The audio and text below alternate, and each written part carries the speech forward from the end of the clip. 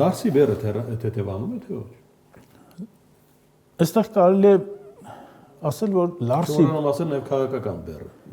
ու քաղաքական բերը հետ միասին կարծում եմ հայկական իրականությունը քաղաքական, նաև դրա հետ տնտեսական որոշակի սեգմենտը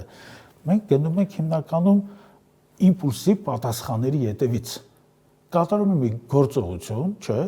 Մենք փորձում ենք այդ գործողության իմաստը հասկանալ, այդ գործողության հնարավոր զարգացումը հասկանալ։ Գործողություն է կատարվում։ Սակայն մենք պետք է ավելի շատ հայկական ստուգելը վրացական կողմը որ փաստացում է։ Սպասեք, հիմա ես այդ հարցը մի քիչ ավելի խորությամբ պետք է ներկայացնենք։ Նայեք, ավելի հայկական կողմի համար ձեռնատու տարբերակն է այդ մանր մոներ, ընդ որում քաղաքական որոշակի նկատառումներից ելնելով եւ սպառնալիքի տակ, եւ փակման վտանգի տակ գտնվող պրոյեկտներից զատ հայկական կողմը ավելի ճիշտ կաներ, որպեսզի զբաղվեր աբխազական երկաթուղու գործարկմամբ։ Եթե աբխազական երկաթուղու գործարկումը հնարավոր էր, ընդ որում ժամանակին դրա մասին զրուցում էին եւ այդ զրույցին մասնակցում էր նաեւ քաղաքական իմաստով շվեյցարական մի խոշոր կամպանիա, որը ապահովելու էր այդ տարածքով բեռների անվտանգ անցումը։ Եթե մենք ունենանք այս օրակարգը եւ աշխատենք այս օրակարգի վրա, վստահ եղեք տնտեսական էֆեկտը ավելի մեծ է եւ այդ նույն Լարսի կամ Ղազախական ծորենի այդ մարշրուտները մեր համար հետաքրքիր չեն լինի։ Ամեն դեպքում լավ բան եք ասում, բայց Հայաստանի ազդեցությունը ձեր նշած օրակարգի վրա 0-ին մոտ է։ Կարող եմ ասել 0-ին մոտ չէ, որտեղ նույն աբխազական վերջին այս խմորումների ընթացքում աբխազական ղեկավար քաղաքական էլիտայում հայերը զբաղեցնում են բավականին ծանրակշիռ դիրք, բավականին։ Լավ, Լարսում շատ էական է դա, մեր գործընկերը, բարեկամը, հավատարիմը ով է, Վրաստանը թե Ռուսաստանը։ Ես ցանկանում եմ մի հին Հունաստանից օրինակ բերել։ Եվ այդ հին Հունաստանի մտածողներից մեկը ասում է բարեկամներս չկան այլևս բարեկամներ։ Բարեկամ հասկացողությունը տնտեսական կամ քաղաքական ծիրի մեջ դիտարկելը, դա կարելի ասել իր ժամանակի քննությունը չբառնած եւ արդեն իսկ սպառված կատեգորիա է։ Մենք պետք է փորձենք բոլորի հետ գտնել շահույթի, մաքսիմալ օգուտի, մաքսիմալ եկամուտի ճանապարհը, ընդ որում չմոռանալով համագործակցող կողմերին։ Եվ պետք է շատ ճկուն քաղաքականություն վարել լոգիստիկ կապերը հիմնական ապահովելու եւ նրանց սպառնալիքից բաժանելու։ Ոչ մի լոգիստիկ կապ իրավունք չունի մտնել սպառնալիքի դաշտ, մտնել կասկածի դաշտ, մտնել ընդհանրենք փոխհրաձգության դաշտ։ Հայկական ղեկավարությունը եւ հատկապես տնտեսական բլոկի ղեկավարները պետք է անեն ամեն ինչ, որպեսզի շատ ճկուն կերպով եւ ռուսական կողմը եւ վրացական կողմը հարցերը փորձեն լուծել եւ համաշխարհային ընդհանրենք տնտեսական համագործակցության գործուն այդ օրենքների շրջանակում եւ միայն ժամանակ փորձեն անձնական կապեր այստեղ հաստատել։ Ու բարձ չի, որ դա մեծ պետության լծակ է, որը փոքրի նկատմամբ կիրառում է։ Խնդիրը գիտեք որն է, կոնկրետ Հայաստանի Հանրապետության նկատմամբ այդ լծակների կիրառումը, չէ,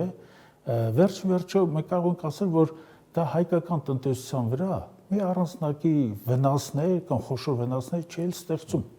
Հայկական արտադրանքը փոխադրողը որ փողը բաժանելով գալիս է դա այդ փողը բաժանելը պարոն Նացական, եթե նա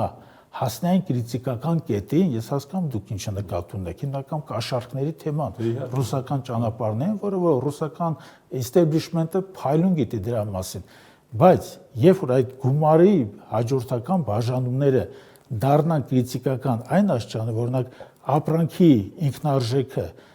այսպես շատ բարձրացնի եւ ապրանքը ռուսական շուկայում մրցունակություն չունենա, բնականաբար մենք այդտեղ միջոցառումներ պետք է իրականացնենք, բայց դեռևս այդ միջոցառումները, ընդհանրենք ռուսական կողմի սահմանապահների կամ ընդհանրենք այլ ծառայությունների դեռևս դեպի Ռուսաստան տեղափոխող հայկական արտադրանքի ինքնարժեքը չեն բարձրացնում, քրիտիկական կետից չեն հասնում։ Մինչև հիմա կարծես թե ամեն ինչ գնում է փոխպայմանավորված, իմ ասած այդ ճկուն լոգիստիկա եւ անձնական միջամտությունների դաշտի մեջ։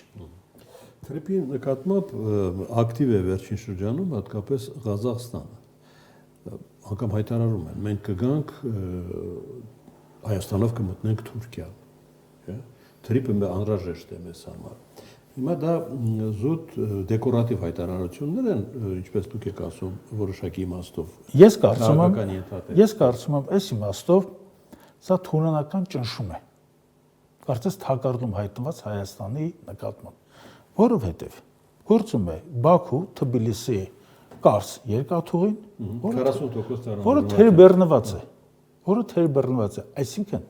այս հայտարարությունները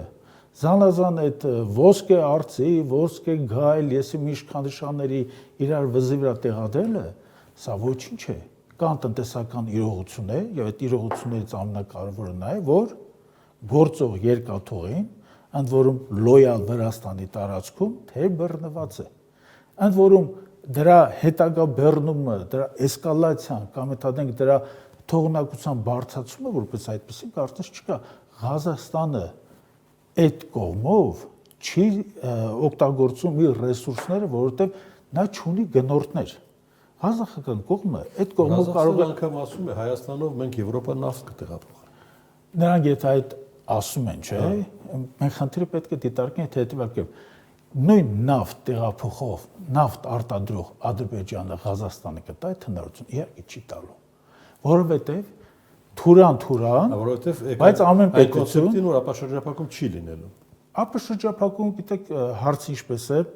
կարծում եմ ապաշրջափակումը ենթադրում է բոլոր տեսակի տնտեսական, այսպես ասած, կոմունիկացիաների բացում, բայց աշխարհը փոխվել է։ Աշխարհը փոխվել է նրանով, որ զրույցի սկզբում դուք ասում եք, որ Apple-ը կամ Google-ը մնացած այդ խոշոր գիգանտները գալու են Հայաստան։ Նրանց արդյոք պետք է երկաթուղի, իհարկե պետք չէ։ Երկաթուղով միլիոնավոր տոննաներ տեղափոխելը, ես ասեմ, դա իր դարը արդեն ապրել է, եւ ապագայում մարդիկ ինչ որ բան պետք է ուտեն, հագնեն, ուտեն, հագնեն, կոնկրետ այդ ուտելու հետ կապված եւ հատկապես հագնելու հետ կապված, ես ասեմ, մեր դիզայներները ընդհանրենք բավականին բարձր մակարդակի ունեն եւ միևնույն ժամանակ մենք պետք է ուսումնենք մեր թշնամի պետության Թուրքիայի այդ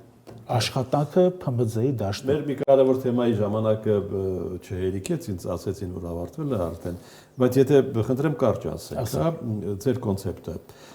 եթե դուք լինեիք, դուք ունենայիք այդ հնարավորությունը, հեծը տալ պետությանը, թե մասնավորին։ Պետությունը այս պահին նման ով կլինի, մեր շահից որն է բխում Հայաստանի, թողնենք ով է այսօր իշխանության, վաղը ով է լինելու կամ ով է եղել նախկինում։ Կարծում եմ յուրաքանչյուր խոշոր, իմ կարծիքն է, անձնական կարծիքն է, յուրաքանչյուր խոշոր բնական մենաշնորհ կարծում եմ պետք է լինի ազգայնացված։ Դա վերաբերում է եւ գազին, եւ էլեկտրականությանը, եւ մնացած բոլոր, որտեղ դա մեր ժողովրդի սեփականությունն է, եւ ժողովրդի սեփականությունը, մեր տարածքի սեփականությունն է, մենք իրավունք չունենք ինչ-որ 20%, 30% հարկով ինչ-որ մեկին տա։ Դա պետք է լինի պետական, որովհետեւ պետությունը ունի խնդիրներ, հատկապես սոցիալական, եւ կարծում եմ այս ամենը հնարավորություն կտա իրական գրագետ մենեջմենտի դեպքում բավականին շատ սոցիալական հարցեր կարգավորել։ Սոցիալական ասեցիք, հիշեցի, որ Հայաստանը 18000 քաղաքացի ունի, ովքեր օրվա հացի խնդիր են։ 1.5-ից 2% Հայաստանի Հանրապետության քաղաքացիներ ծայրահեղ աղքատ են, 23.4%-ը